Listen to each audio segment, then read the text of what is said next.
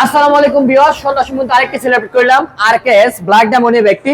তাছাড়া কিন্তু 135 এর ব্যক্তি নাম্বার করা বাইক ঢাকা মেট্রো হ বিচ এর ব্যক্তি স্মার্ট কার্ডের বাইক বড় ভাইয়ের কাছে বিক্রি করলাম। বড় ভাই কোথা থেকে আসলো, কত টাকা বাইক না নিলো সে সম্পর্কে জেনে নেই। আসসালামু আলাইকুম ভাই। ওয়ালাইকুম আসসালাম ভাই। আর নামটা কি? মজিদুল ইসলাম, মজিদুল ইসলাম। বাসা কোথায়? মানিকগঞ্জ। মানিকগঞ্জ। আপনি কি একা আসছেন? না, আমার ওয়াইফ সহ। ও ওয়াইফ সহ সাথে করে নিয়েছেন না? তো ভাই বাইকটা কিনে দেখি চালাই চালাই দেখছিলেন? হ্যাঁ, দেখছি। সবকিছু ভালো লাগছে নাকি? সবকিছু ভালো মানে ভিডিওতে কেমন দেখলেন, আইসা কেমন পাইলেন? ভিডিও তো যেরকম দেখছি সেরকমই করছে। Same to same. Same to same. একদম রাখছে নাকি কিছু টাকা সম্মান করছে? কিছু টাকা সম্মান করছে। দূর থেকে আসার জন্য কিছু টাকা সম্মান করছে না? জি।